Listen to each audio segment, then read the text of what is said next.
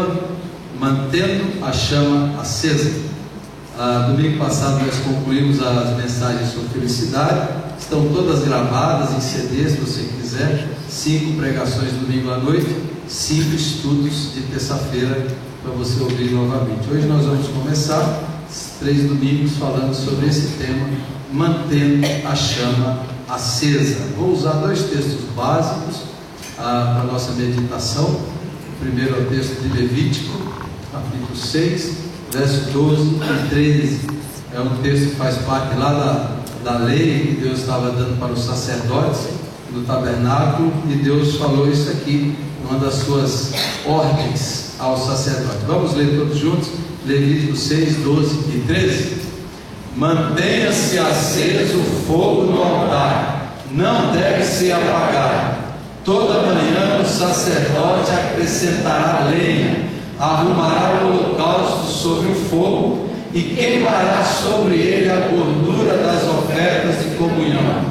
Mantenha-se o fogo continuamente aceso no altar, não deve ser apagado. Amém. O fogo é um símbolo e uma metáfora fantástica, muito usada na Bíblia. Quando você pegar esse livro aqui, você vai ver um estudo só sobre o fogo. O fogo é símbolo da presença de Deus, da manifestação do poder de Deus, da glória de Deus, do juízo de Deus. O fogo do Antigo Testamento representa muito disso, a purificação está muito presente. No Novo Testamento, o fogo já veio no Espírito Santo, quando desceu lá como línguas de fogo, e os apóstolos foram cheios, lá em Atos capítulo 2, e por aí vai. Quando Jesus falava com os discípulos em Lucas 24, diz que o coração deles ficou estranhamente aquecido. E em Atos 2, quando a labareda de fogo pousou sobre eles, a ideia é que o fogo do Espírito entrou dentro deles, e aquela língua de fogo foi a língua da pregação, a língua que eles pregaram ali em Atos capítulo 2. Então fogo é uma metáfora constante, presente. O nosso próprio símbolo da nossa igreja, que é essa sarça ardente, é o símbolo da sarça pegando fogo, lá quando Deus se revelou a Moisés em Êxodo capítulo 3. O fogo é um símbolo poderoso, um símbolo poderoso. E o outro texto, além desse de Levítico, é 2 Timóteo capítulo 1, versos 5 e 7. Eu gostaria de ler com os irmãos também, dessa vez do apóstolo Paulo escrevendo a Timóteo. Vamos lá? Recordo-me da sua fé não fingida, que primeiro habitou em sua avó Lóide e em sua mãe Eunice, e estou convencido de que também habita em você. Por essa razão, torna a lembrar de que mantenha viva a chama do dom de Deus que está em você, mediante a imposição das minhas mãos. Pois Deus não nos deu espírito de covardia, mas de poder, de amor e de equilíbrio. Amém. Paulo exortando Timóteo: mantenha viva a chama do dom de Deus. Em outra tradução, reavives o dom de Deus. Mas essa tradução é mais próxima do sentido original. Mantenha a chama acesa da fé, do amor, da comunhão. Mantenha esse fogo interior aceso, não deixe apagar. O texto de Levítico fala de lá no tabernáculo do deserto, como o sacerdote tinha que manter o fogo aceso no altar, constantemente. O fogo não podia apagar, o sacerdote tinha que todo dia colocar lenha, acender, porque era a presença de Deus, simbolizava a presença de Deus. Aqui no Novo Testamento, essa presença do fogo é interior, é dentro da gente, você não pode deixar apagar. Esse é o contexto do que nós vamos falar e que eu vou começar a falar aqui hoje. Então, isso é o que deve acontecer. Mas esse fogo interior, essa chama interior, essa paixão por Deus, pelas coisas de Deus, às vezes e muitas vezes nós nos esfriamos. Quantas pessoas esfriam na fé? Quantas pessoas num dia ficaram tão empolgadas com Deus, com a palavra, depois de um tempo aquela chama começa a apagar, a pessoa começa a esfriar, e a gente usa uma boa palavra, né? Assim, o irmão esfriou, né? Apagou, esfriou, tornou frio, ele se esfriou. Por que nós nos esfriamos? Então vamos lá, pode passar. Por que nós esfriamos? Porque tanta gente que às vezes começa tão empolgada a servir a Deus, tão disposta,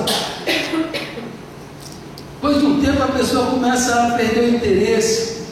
Às vezes deixa de buscar Deus, de ir na igreja, de ler as Escrituras, porque tanta gente que foi educada na fé cristã, educada nos princípios do Evangelho, depois de um tempo, a pessoa não quer nem saber, não se interessa pela Escritura, não se interessa pelo Evangelho, não se interessa pelas coisas de Deus. Por quê? Isso é um negócio que acontece muito, muito, muito. Você deve conhecer alguém, ou talvez até você, que está aqui hoje, sua fé está meio vacilando, você está meio, chegou hoje aqui desanimado, está falando assim, não estou com vontade de orar, não estou com vontade de adorar, não estou com isso, não estou com aquilo. E isso acontece, às vezes nós passamos por períodos de esfriamento, e há várias explicações, cada um aqui tem um motivo, tem uma razão, poderia enumerar e dizer, olha, eu esfriei por causa disso. Eu queria apontar algumas delas aqui para nós, que eu creio que acontece com muita gente. A primeira, muita gente esfria, a chama vai se apagando, porque a pessoa tem um conhecimento falso de Deus, conhecimento errado do Evangelho, tem um conhecimento que não é um conhecimento completo, pleno, aquela revelação clara das Escrituras. Muita gente confunde o Evangelho puro e simples com, às vezes, o ensino de uma religião, às vezes de uma crença, de uma seita, até muitas vezes do próprio cristianismo, porque às vezes até o cristianismo em si começou a enfeiar a vida cristã, começou a ensinar um Deus que não é o Deus Pai do nosso Senhor Jesus Cristo. E muita gente que foi educada na igreja só ouviu um monte de regras, de princípios e de leis, e perderam o melhor da comunhão de Deus, o melhor. Então muita gente olha para Deus e vê a religião, vê Deus, vê culto, vê Bíblia como um fardo, como um peso, como um negócio enfadonho. Fala, isso aí é coisa de religião. Não tem gente, por exemplo, que eu estou fazendo aqui, o pessoal chama de sermão, né? Não me veja com sermão, eu não aguento ouvir sermão. Sermão já é uma palavra chata, igreja é um negócio chato, culto é um negócio chato, porque às vezes a própria igreja, a própria religião enfeiou o Deus Pai de nosso Senhor Jesus Cristo. E aí na nossa cabeça, servir a Deus, ler a Bíblia, orar, adorar, jejuar é um dever, é uma obrigação, quando pelo Evangelho de Jesus Cristo deveria ser um prazer, um deleite, um desfrute, uma alegria, algo extraordinário dentro de nós. E aí tem uma frase, eu não sei quem disse essa frase, mas é uma frase forte, mas muito boa. Alguém disse o seguinte, que a prova de que a igreja cristã é indestrutível, a prova que a igreja é indestrutível, ela não pode ser destruída, a prova são os cristãos, porque tem 2000 anos que os cristãos estão tentando destruir a igreja e não conseguem. Você entendeu essa frase? É irônica. Tem 2000 anos que os cristãos, os que frequentam a igreja, os que estão com Cristo, vivem uma vida cristã feia, chata, enfadonha, um relacionamento com Deus pesado, obrigatório, destituído de prazer. E a prova que a igreja é indestrutível é isso. Há 2000 anos a gente está fazendo a coisa errada. Deus tem um péssimo departamento de marketing, que são os seus discípulos. O departamento de marketing de Deus é horrível, porque a gente conseguiu transformar o Deus Pai, que é o Deus de toda glória, todo amor, toda graça, toda beleza, o Deus irresistível, o Deus apaixonante, o Deus fascinante, o Deus que nos atrai. Nós conseguimos transformar Deus num negócio, uma religião enfadonha, chata. Nós conseguimos passar a ideia que as Escrituras Sagradas é um livro tedioso, é um negócio que dá sono. Nós conseguimos passar isso para os outros. Então, veja como a gente enfeiou o conhecimento verdadeiro do Pai do nosso Senhor Jesus Cristo. Você entendeu? 80% dos filhos de crentes educados em igreja nos Estados Unidos, quando chega nos 18, 19 anos, eles deixam de frequentar uma igreja. Por quê? Eu acabei de pedir um livro aqui que eu acho que vai ser o melhor livro, nem li ainda, mas o melhor livro sobre a educação de filhos. Chama Pais Fracos, Deus Forte. O grande erro nosso é que a gente ensina só regras e princípios e leis para os nossos filhos. E a gente não ensina a graça do nosso Senhor Jesus Cristo. Não adianta você falar para o seu filho que ele tem que ser bom, que ele tem que fazer isso, que ele vai fracassar, que ele tem que amar, porque ele vai fracassar. Você tem que dizer para ele: filho, quando você fracassar, Deus continua te amando incondicionalmente. O Pai continua na porteira de braços abertos, esperando você voltar. Você é amado, você é amado, você é amado, você é amado. Mesmo sendo ruim, você é amado. Esse é o Pai do nosso Senhor Jesus Cristo. Então às vezes tem um conhecimento falso. Às vezes do nosso próprio cérebro, é aquele negócio do cérebro de novo, né? Por exemplo, eu gosto muito de ler. Qualquer livro me atrai. Mas se eu vou fazer um curso, ou na escola, ou no seminário, quando o professor diz assim: você tem que ler esse livro aqui, prestar relatório até tal dia, o livro fica chato. Eu tenho que ler porque é obrigatório. Eu tenho que ler. Quantos livros do seminário eu li que eu não gostei porque era obrigatório? Quando eu saí, eu li o livro era bom. O problema é que o meu cérebro pensava que o livro era chato. O livro era um dever. E eu deixei de perceber o prazer. Eu deixei de sentir a graça fluir, a beleza fluir. O que a gente compara a Deus? Às vezes eu comparo a Deus com o que eu considero assim irresistível. Imagine a paisagem mais linda que você já viu. Imagine o doce mais gostoso que você fala assim: esse é irresistível, esse eu vou ter que comer. Imagine a coisa mais bela, o cheiro mais agradável. Imagine aquilo que é irresistível. Deus é superior a tudo isso.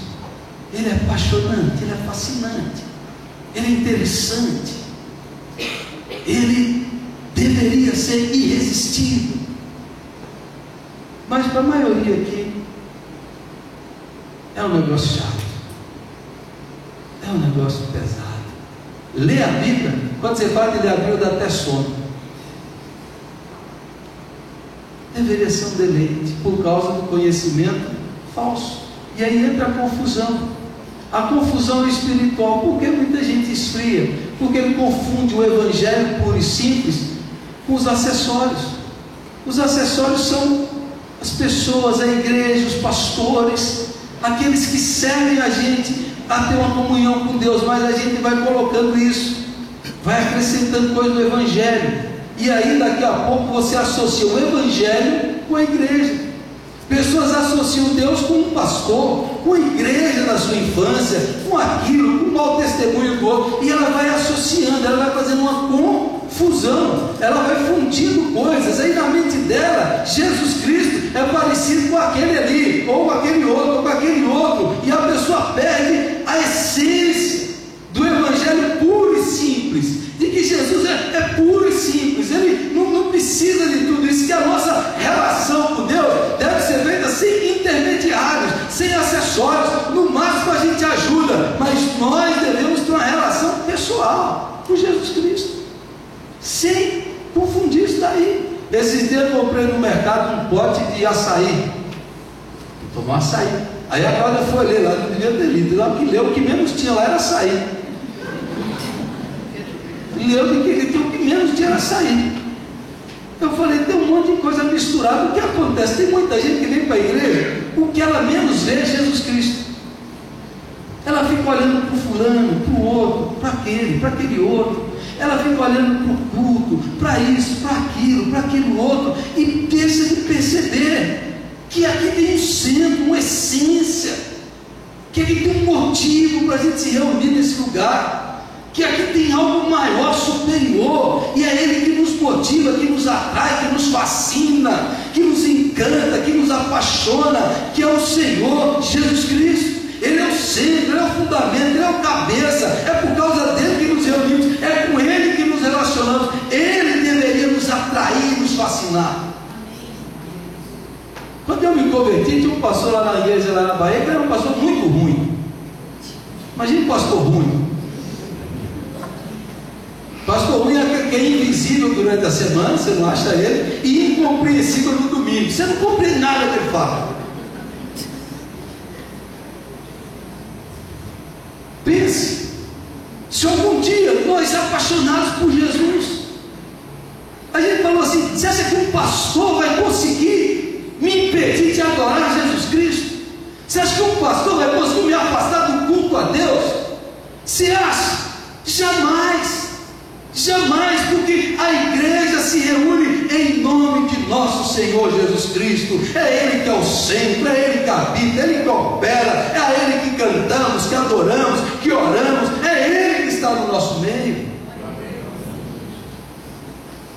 Você já ouviu a história daquele rapaz que um dia subiu no monte e disse que acima daquele monte tinha uma das paisagens mais lindas? Aí ele subiu lá. Aí quando desceu, a mulher chegou e falou para ele: eu nunca subi, é muito lindo lá mesmo, é bonita a paisagem, muito assim. Ele falou: você sabe, quando eu cheguei lá em cima, eu fiquei distraído e não olhei para a paisagem, porque do meu lado tinha um urubu, e ele pegou voo assim, eu fiquei olhando para o urubu. Aí eu desci. Você sabe, tem gente que vem para a igreja e só fica olhando para o urubu. Só fica olhando para o urubu. Só fica olhando para isso, para aquilo. E a beleza da glória de Deus revelada em Jesus Cristo está aqui fluindo no nosso meio. Louvado seja o nosso Senhor. Quanta gente esfria na fé por causa do mau testemunho, por causa daquilo outro, por causa daquele líder, por causa daquele pastor, por causa daquilo. Bobagem. Poder a glória de Cristo ofusca tudo mais. Então muita gente esfria por causa disso. Talvez até você esfriou. Talvez você esfriou porque viu mau testemunho, viu isso, viu aquilo outro, autoritarismo, viu um monte de coisa.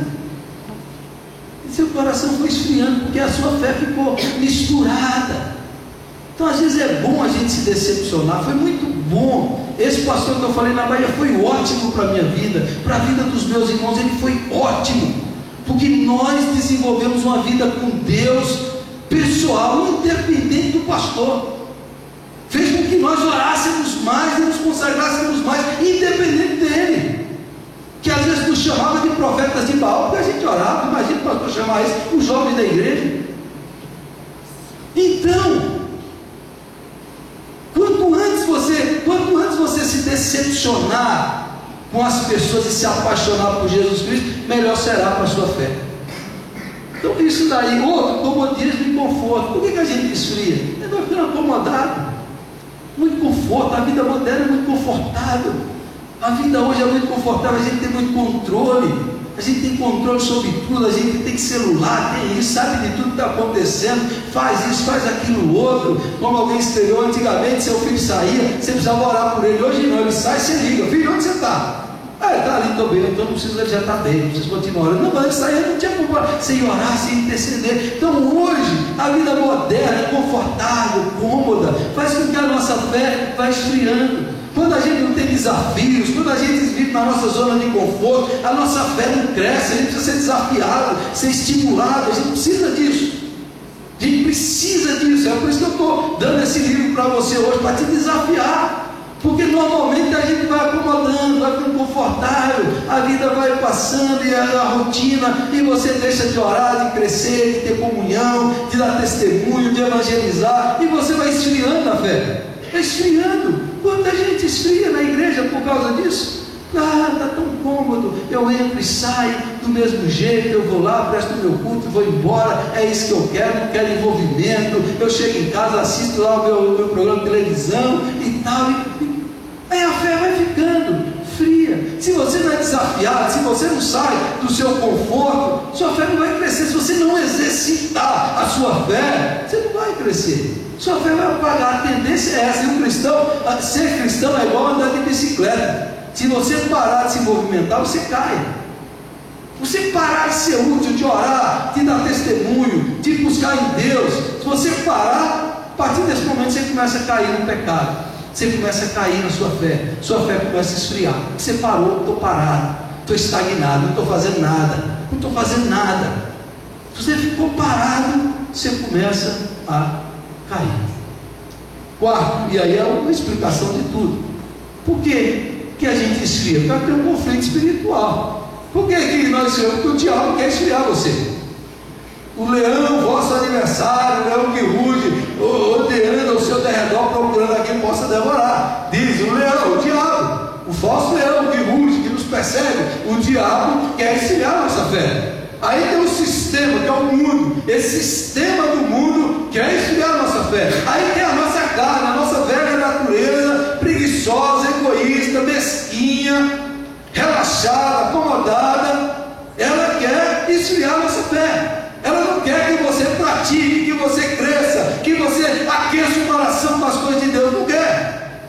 Então você tem essa luta, é um conflito. Gálatas 5, porque o Espírito milita contra a carne luta contra o Espírito, para não fazer o que o Espírito quer. Dentro de nós tem uma natureza que não quer orar, que não quer adorar, que não quer ter comunhão, que não quer servir, que não quer amar, que não quer perdoar. Está a nossa volta, a nossa carne, o nosso mundo e o diabo. Então nós estamos num conflito, estamos numa guerra. Então é por isso que é muito mais agradável você sentar e assistir televisão do que você buscar a palavra de Deus.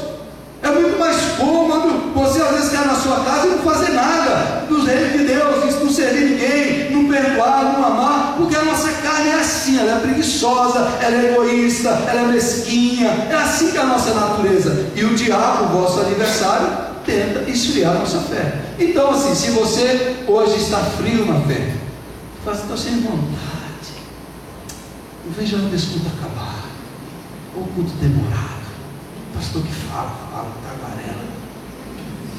Você está assim, não, você fala assim, domingo que vem eu não venho não, vou viajar, vou fazer isso, vou fazer aquilo. Presta atenção aqui, vou falar bem baixinho para você.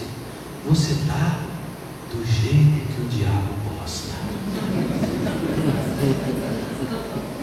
Vou falar que você está do jeito que o diabo gosta. A melhor coisa para o diabo é um cristão morno. A melhor coisa para o diabo é um cristão que leva o nome de Deus, mas vive uma vida fracassada espiritualmente, uma vida derrotada, uma vida sem poder do Espírito Santo, uma vida sem a chama do fogo de Deus no seu interior. Quanta gente está assim, do jeito que o diabo gosta. Então há uma luta, há um conflito. Você poderia enumerar outras coisas, você poderia dizer outras coisas, tantas coisas poderia ser, tantas coisas. Mas essas são algumas. Agora o que a gente vai fazer? Como manter a chama acesa? Primeiro, decida obedecer. Paulo manda Timóteo, torna a lembrar que mantenha viva a chama do dom de Deus que está em você. Mantenha viva, acenda a chama. Depende de você, você tem que fazer. Você é o personagem ativo aí. Eu estou mandando você, Timóteo, mantenha viva a chama. Depende de você, não é Deus, é você que vai manter a chama viva. Lá em Levítico, o sacerdote botava lenha no fogo, mas hoje todos nós somos sacerdotes. E eu, como pastor da igreja, estou tentando pôr lenha no seu fogo interior, para que acenda. Mas você tem que manter a chama acesa. Ele está mandando, aí a Bíblia toda manda. A Bíblia, Paulo diz: desenvolver a vossa salvação. Pedro diz: crescer na graça e no conhecimento do nosso Senhor Jesus Cristo. Então a Bíblia tem série de ordens que o cristão deve crescer, amadurecer, que ele deve avançar, que ele deve deixar as coisas de menino e crescer rumo à maturidade em Cristo. Há uma ordem de Deus. Você tem que crescer, você tem que deixar das coisas da infância na fé, você tem que amadurecer, você tem que ter um coração aquecido pelas coisas de Deus. É uma ordem. Agora, Deus manda. Você não tem que ficar pensando: mas não estou afim. Não estou afim. Ou então tem um negócio que é muito comum no nosso meio, é dizer assim: eu não estou sentindo de fazer. Não estou sentindo. Eu não senti de ir na igreja hoje, meu pastor. Não senti. Eu não senti de seguir a Cristo ainda. Eu não senti de ser batizado ainda. Eu não senti de me comprometer. Eu não senti. Você fica esperando sentir. Eu vou sentir uma hora. Interessante que a Bíblia sempre apela para a vontade. Ame a Deus sobre todas as coisas, ame o seu próximo, perdoe. É a vontade. A emoção vem depois da decisão. Primeiro você toma a decisão, depois é o sentimento. A Bíblia não é o sentimento e depois a decisão. A Bíblia é clara. Primeiro você decide, a sua volição. Você decidiu. Eu vou fazer isso porque Deus está mandando. Deus está mandando e eu obedeço. Quando eu obedeço, aí meu sentimento, minha emoção vai atrás. Eu não vou sentir primeiro para depois eu vou fazer. Eu vou decidir e depois eu vou sentir. Você ficar esperando sentir, você vai ficar esperando aí. Aí você vai ter alguém que está cutucando você, precisa sentir alguma coisa, sentir o espetado aqui. Sentir alguém me cutucando, sentir. Eu sou muito emotivo, emocional, mas a minha fé não depende de emoção. A Bíblia diz: o justo viverá pela fé, não por emoções, não por sentimentos. Tem dia que você sente Deus, você está emocionado, você está aí. Tem dia que eu não estou sentindo nada, mas Deus continua comigo. Tem dia que eu me emociono com a palavra de Deus, tem dia que eu não me emociono nada, mas ela continua sendo a palavra de Deus e abençoando e edificando a minha vida, independente da minha emoção, do meu sentimento, porque é uma decisão, é a vontade. Deus manda, você obedece. Como é que você mantém a chama? Decida. Vou decidir, vou fazer. Vou lá fazer. Aí nesses livros aí de novo, né, da felicidade, tem um pesquisador lá que ele fez uma pesquisa lá. E ele chama da lei dos 20 segundos. Ele diz assim: ó, quando eu vou tomar uma decisão, uma coisa que eu não estou gostando, e eu tenho que fazer, eu tenho que decidir nos 20 primeiros segundos. Se eu deixar passar 20 segundos, já era. Aí ele botou, por exemplo, falou: vou começar a fazer exercício todo dia de manhã. Vou levantar cedo, uma hora mais cedo, fazer exercício físico. Aí ele decidiu e dormiu. Aí quando ele acordou, ele falou assim, 1 hora antes, com sono, ele falou: vou fazer exercício físico. Aí ele falou: e quanto está meu tênis? E minha camiseta? E onde que eu vou? Vou na academia ou vou andar na rua? Aí nesse tempo que ele pensou, passou uns 30, 40 segundos. Aí esses 40 segundos ele falou assim: vou continuar dormindo mesmo. Aí dormiu. Aí ele elaborou o que ele chama a lei dos 20 segundos. Falou: agora eu preciso fazer isso aí, faz bem para mim, é importante para a minha saúde, estou mal, com saúde prejudicada, eu preciso fazer isso aí. Ele tomou uma decisão, é a lei dos 20 segundos. Se seu cérebro pensar muito nas possibilidades, você acaba não fazendo. Aí ele disse: vou fazer o seguinte, vou colocar o tênis embaixo aqui da cama, vou dormir com a roupa de ginástica. Ele fala. Aí ele já dormiu, ele é solteiro, ele falou, então eu podia. Dormiu, acordou, olhou aquele sono, ele falou assim: vou fazer exercício. Já estou com a roupa, já calçou o tênis e já foi. Pegou e começou a ir. Ele mesmo falou: vou voltar a tocar violão. Aí nos 3 primeiros dias ele tocava o violão. Aí um dia sentou no sofá, ligou a TV e falou: cadê o violão? O violão estava no quarto. Falei: depois eu toco. Aí depois eu toco. Aí ele fracassou de valer nos 20 segundos. Ele chegou e colocou o violão no sofá. Ele sentou no sofá, vai ligar a televisão, pega o violão. Eu vou exercitar. Aí ele chama a lei dos 20 segundos. Eu estava vendo isso aí que ele escreveu e pensando: com Deus deveria ser assim. Está escrito, Deus mandou, está ordenado, é mandamento, Deus manda, eu vou fazer. Não tem que ficar titubeando, explicando, racionalizando, justificando, buscando um dia sentir emoção, não tem emoção, não. Deus mandou, eu vou obedecer. Se você quer crescer, quer avançar, quer vencer, quer ser cheio do Espírito Santo, você tem que decidir hoje obedecer a Deus. Obedecer a Deus, você tem que chegar e falar: é hoje. Se eu não sou batizado, eu vou batizar já. Se eu não tenho compromisso, eu vou ter compromisso já. Eu vou obedecer o que Deus manda, que eu estou cansado de ser um crente meia boca. Deus só ouve falar das coisas poderosas e nunca vê nada na minha vida. Eu estou cansado de às vezes ver isso e às vezes não experimentar no meu coração, porque para sentir você precisa obedecer. Primeiro a vontade, depois o sentimento. Você precisa decidir. Você quer ser cheio do fogo de Deus? Você precisa se submeter. Você quer que o Espírito Santo encha você? Você quer ver grandes coisas? Você quer ver Deus respondendo sua oração? Você quer ver Deus operando maravilhas? Você quer ser interiormente uma pessoa forte, uma pessoa alegre, uma pessoa animada, uma pessoa determinada, cheia de fé? Você precisa decidir. Tem que parar com esse negócio de ficar assim: não, mas eu não posso agora, não tem isso aqui, não tem aquilo outro. Parar de desculpar, já é pronto, acabou esse negócio. Tem gente que fica pensando que faz um favor para Deus, às vezes. Tem gente que pensa assim, é o conhecimento errado que eu falei lá. Tem que pensar, Senhor, eu já vim aqui te cultuar, agora o Senhor tem débito comigo, né? Tem que pensar essas coisas assim. Ó, Senhor, o que eu estou fazendo na igreja, agora o Senhor tem que fazer aquilo. Irmão, louvar a Deus faz bem para você. Quem mais ganha quando você louva é você. Quem mais ganha quando você ora é você. Quem mais ganha quando você lê a Bíblia é você. É você que ganha, não é Deus. Deus não tem problema de autoestima. Você precisa vir aqui para reforçar a estima de Deus. Deus, tu és santo, tu é maravilhoso. Deus, nossa, fulano não veio, estou tão magoado com ele. Deus não tem problema com isso, irmão. É você que precisa, é você que necessita, não é Deus. Não é Deus. Aí, já estou fazendo isso na obra de Deus, já é bastante, meu pastor. Não é Deus, não é eu, é você que tem que agradecer a Deus pelo privilégio dele te receber e a gente fazer o que ele manda. É ele que está mandando. Você não tem que ficar racional, você tem que tomar uma decisão em nome do Senhor Jesus Cristo. Amém. Você não está cansado de às vezes sua vida não avançar? Você não experimentar?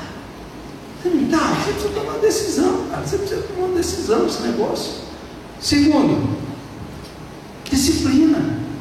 Olha o que o sacerdote tinha que fazer. Toda manhã o sacerdote acrescentará lenha, arrumará o holocausto sobre o fogo e queimará sobre a gordura das ofertas de comunhão. Mantenha-se o fogo continuamente aceso no altar, não deve se apagar. Toda manhã o sacerdote precisava ir lá, toda manhã acrescentar lenha, toda manhã. Isso aí é um símbolo do Velho Testamento, é uma metáfora. Hoje, toda manhã, todo dia, você tem que aquecer seu coração com a palavra de Deus, com o poder de Deus, com a bênção de Deus, com a promessa de Deus, com o Espírito Santo. Senão você vai esfriar. Tudo nesse mundo quer esfriar a nossa fé, tudo quer gerar tristeza em nosso coração, tudo quer nos desanimar, tudo à nossa volta quer nos afastar de Deus. Então você tem que ter uma disciplina.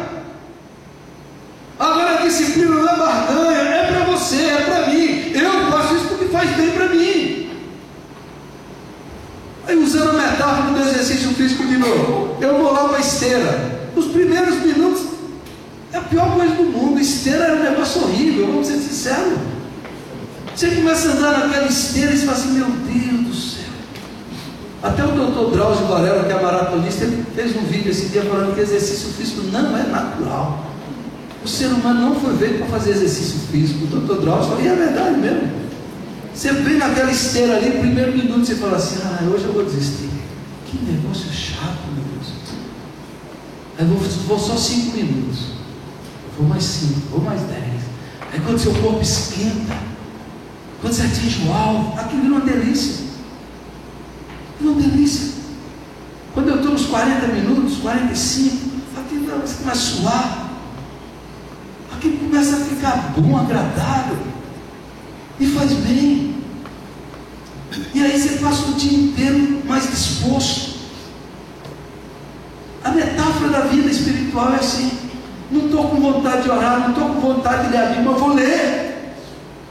Não estou com vontade de ir na igreja, mas eu vou fazer isso aqui, porque eu sei que vai ser bom para mim. Vai ser bom para mim. Eu vou entrar nesse negócio e vou fazer, porque vai ser bom para a minha alma. Depois eu vou me sentir melhor. Meu coração vai ser invadido de paz, de alegria, de plenitude de Deus. Eu preciso disso aqui. Então você precisa dessa disciplina. Não é que você vai barganhar, trocar, jejuar. Jejuar não é barganha. Deus não está afim. O Deus bíblico não é aquele Deus assim. Agora eu vou jejuar. Aí você fica lá sofrendo, com vontade de comer. Aí Deus fica lá olhando no céu. Aí, miserável, não come não, hein? Estou feliz que você está passando fome. Você acha que o Deus da Bíblia tem alguma coisa a ver com isso? Deus não está interessado nisso. Deus está interessado em você falar assim, Senhor, o que eu mais preciso para me manter é a comida. Mas eu preciso tanto do Senhor que eu preciso mais do Senhor do que a comida. Esse tempo, essa refeição, esse comer que eu ia comer, eu vou me dedicar à minha alma, à comunhão contigo. Eu vou me abastecer do Senhor. Eu quero me dedicar ao Senhor, porque aquilo que eu preciso para o meu corpo, eu preciso mais para a minha alma. Eu não estou barganhando, eu não estou trocando, eu não estou fazendo promessa e voto com Deus. Eu estou sempre me abstendo de algo bom para receber algo melhor, que é a presença de Deus. Isso jejum você pode fazer de comida, mas você pode fazer, tirar, eu vou deixar o tempo que eu passo na televisão, vou dedicar à oração. O tempo que eu passo na internet, 1 hora, meia hora, eu vou me dedicar à comunhão, à leitura, à adoração. É isso que eu vou fazer para fortalecer o meu espírito. É a disciplina espiritual, é aquela disciplina de todo dia, todo dia, todo dia, todo dia, todo dia. Se você não fizer 1 dia, 2 dias, 3 dias, passa 4, 5 dias, você não leu a Bíblia, você perdeu a vontade, você não teve comunhão com Deus, o seu coração começa a desejar o mal, começa a buscar o pecado, porque a sua fé começou a esfriar. Isso é uma disciplina, é uma disciplina. Não pode existir, o apóstolo Paulo se esmurrava no corpo dele. Disciplina, não é autossacrifício, não é nada disso, é disciplina mental, espiritual, física, emocional, volitiva, colocar diante de Deus, para você receber mais de Deus, porque é tudo de graça. Isso tudo são meios da graça operar em nós, de nós nos disciplinarmos para recebermos mais de Deus. É assim que funciona. Então a disciplina, qual é a disciplina que você tem? Esse livrinho aqui, 21, todo dia, se você fizer a mesma coisa durante 21 dias, há uma grande probabilidade disso virar um hábito para você. A maioria dos crentes não leem a Bíblia todo dia. A grande maioria dos crentes não oram todo dia. Eu queria desafiar você a fazer isso 21 dias. Meditar, exercitar, fazer o delimano e orar. Faça 21 dias. Você vai criar o hábito, você vai gostar, sua fé vai ser inflamada, seu coração vai ser aquecido, você vai começar a sentir o prazer da disciplina. Comece a fazer isso, comece a fazer isso. Não é fácil você fazer isso. Terceiro e último, dependa ou deixe-se ser cheio do Espírito Santo. Efésios 5, 18, 19 e 20. Paulo diz: não se embriaguem com vinho, que leva à libertinagem, mas deixem-se encher pelo Espírito, falando entre si com salmos, hinos e cânticos espirituais, cantando e louvando de coração ao Senhor, dando graças constantemente a Deus Pai por todas as coisas, em nome de nosso Senhor Jesus Cristo. Quando você toma bebida alcoólica, Paulo fala que é o vinho, o álcool entra no seu corpo e sobe no seu cérebro e domina você. Paulo diz: não se deixem dominar por nada, mas sejam dominados pelo Espírito Santo.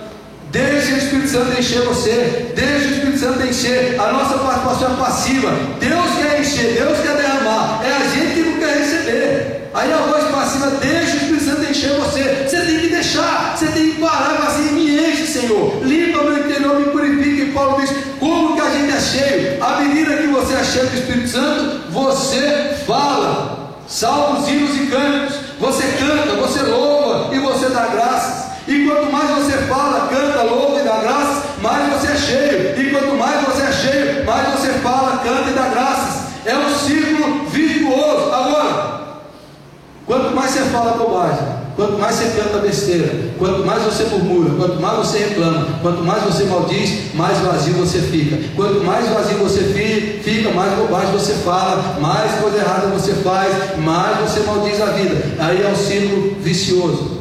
Paulo diz: é o círculo virtuoso.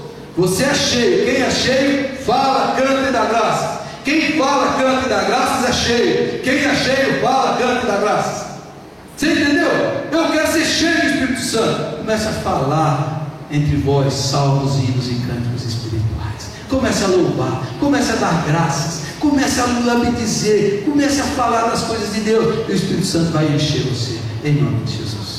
Eu quero ser cheio do Espírito Santo. Você pode ser cheio hoje aqui, quando você canta, quando você ora. Eu quero desafiar você: tire um tempo a partir de hoje para orar mais. Pegue um hinário ou um louvor, um CD, coloque lá no seu quarto, no seu carro, vai lá, faça isso e ligue, que você comece a cantar para Jesus, adorar Jesus, comece a louvar Jesus, comece a bendizer o seu nome, comece a dar graças. Comece a dar graças pela história da sua vida. Comece a dar graças pelos problemas. Comece a dar graças pelas aflições. Comece a louvar por coisas que você nunca louvou. Comece a bendizer o nome do Senhor. Comece a decorar a Escritura. Escreva textos bíblicos. Coloque na sua geladeira, no seu espelho. Faça o que ele diz aqui. E enche a sua mente da palavra de Deus. Enche a sua mente de louvores. Enche a sua mente das coisas de Deus. De repente o seu interior vai começar a fluir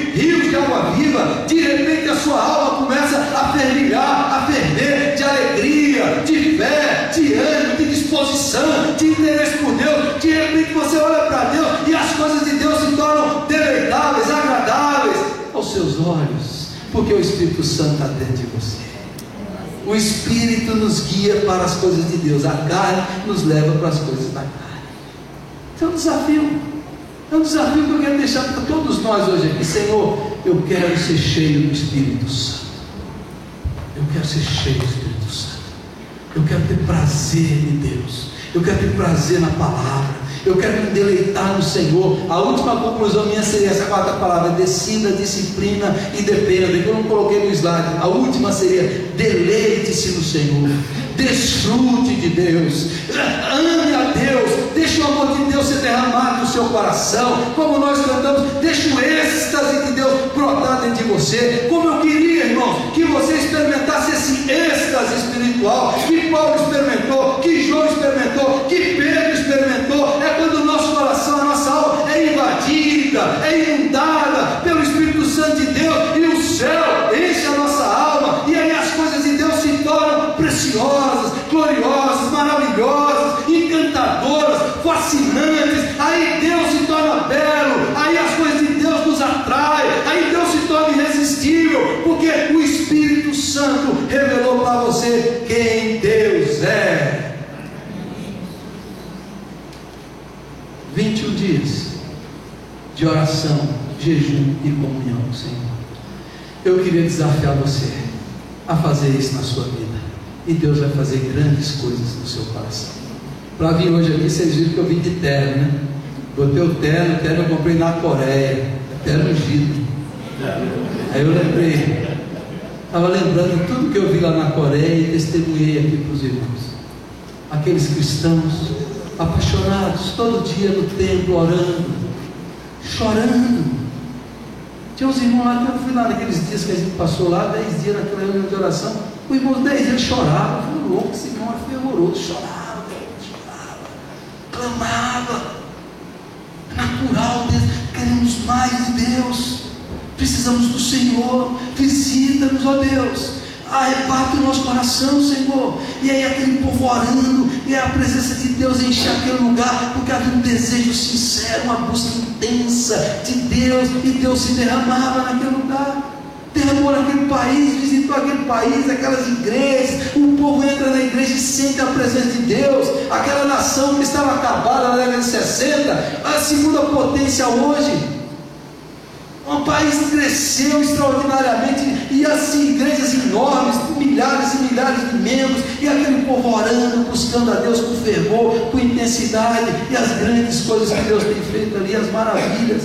Eu queria desafiar você para deixar de ser um cristão nominal, deixar de ser uma pessoa apática, ser um agente de Deus e ser cheio do Espírito Santo, e falar: Deus, eu quero buscar mais, eu quero mais, eu quero experimentar isso dentro de mim, na minha mente, no meu coração. Eu preciso do Espírito Santo me encher.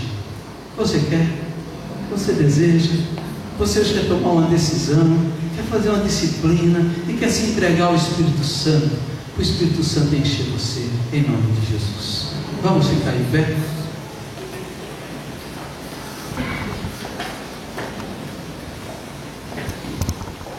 Feche os seus olhos.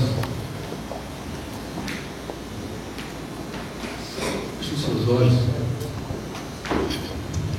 Isso é um desafio que eu estou fazendo com você hoje aqui. Sabe, você está estagnado na sua fé. O Espírito Santo vai desafiar você hoje, agora. Toma uma decisão. Sair da sua zona de conforto. Quem sabe você precisa fazer uma prova, um desafio de fé, uma entrega. Sair do seu lugar de conforto, comodismo, dizer: Senhor, eu quero mais, eu quero ser cheio, eu quero transbordar. Senhor, eu quero ver o teu poder operando em mim, através de mim. Espírito Santo, sopra na minha vida, fala comigo, Deus, fala. Deus fala, o Espírito Santo fala, o Espírito Santo opera, o Espírito Santo age. Queria que você abrisse para o Espírito Santo, para: Senhor, aquele dom, aquela chama se apagou, acende a chama hoje, Senhor, acende o fogo. Acende esse fogo na minha alma. Acende aquele dom que eu deixei, aquele ministério, aquilo que eu deixei passar na minha vida e já ficou para trás. Acende a chama hoje, Senhor. Me atrai, Senhor. Eu quero, Senhor, em nome de Jesus, buscar mais, orar mais, meditar mais, pregar, testemunhar. Eu quero ver as grandes coisas de Deus. Eu quero ouvir a tua voz, Espírito Santo. Enche o meu coração, enche a minha mente, aviva a minha alma, aviva o meu coração. Traz um avivamento para mim, Senhor. Traz um avivamento, que eu possa ser apaixonado por Deus e pela sua glória, que eu seja atraído por sua palavra, pelo seu Espírito, que o Senhor crucifique a minha carne e que eu seja cheio do Espírito Santo. Ora ao Senhor agora, nós vamos orar. E ora ao Espírito Santo, ora a Deus. Senhor, nessa hora nós estamos na tua presença, porque o Senhor está nesse lugar. Pedimos pelo teu Espírito Santo que manifeste a sua presença aqui nesse lugar. Pai amado, tira-nos, ó Deus, do comodismo, tira-nos, ó Deus, daquele conforto, tira-nos, ó Deus, de uma vida cristã fracassada, cheia de pecado, de vício, de mentira, de hipocrisia. Liberta-nos, Senhor. Ó Espírito Santo, vem nos encher, vem encher a minha vida, vem purificar a minha vida. Ó Espírito Santo, eu preciso, eu necessito. Nós clamamos a Ti nessa hora, Senhor. Enche-nos, ó Pai, sopra sobre nós, tira-nos de uma vida vazia, mesquinha, egoísta, pecaminosa, derrotada. Levanta-nos, Senhor.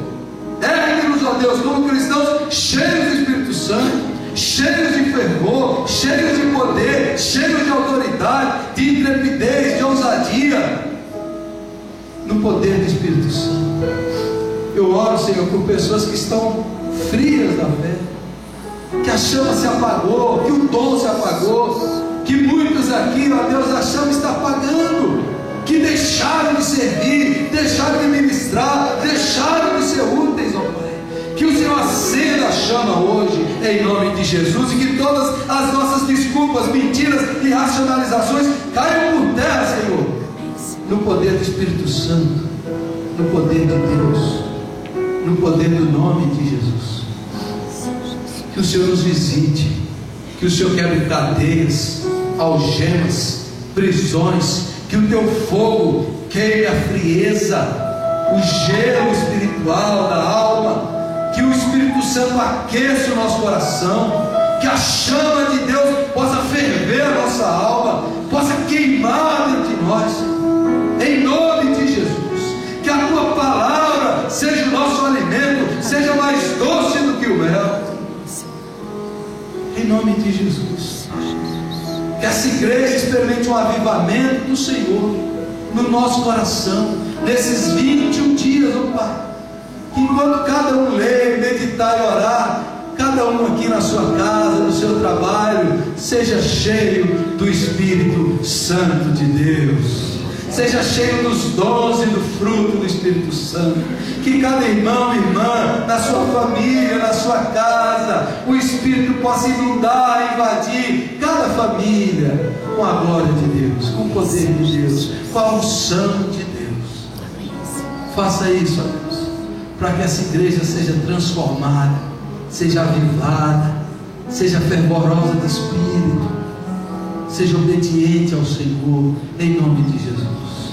Eu oro por pessoas que estão aqui, ó Deus, que estão paradas, estagnadas, que hoje o Espírito Santo fale com cada um, e que eles tomem uma decisão, decidam obedecer, e que cada um aqui veja as grandes coisas que o Senhor tem preparado para nós, que nesses dias o Senhor opere grandes maravilhas, grandes prodígios, que o Espírito Santo traga os seus sinais, quando o teu povo orar, clamar, interceder, que o Senhor faça isso no nosso meio, nessa igreja, para a glória de Deus Pai, por meio do nosso Senhor Jesus Cristo, eu oro e te agradeço. Amém, Senhor Jesus. Amém. Amém. Podem sentar, irmãos.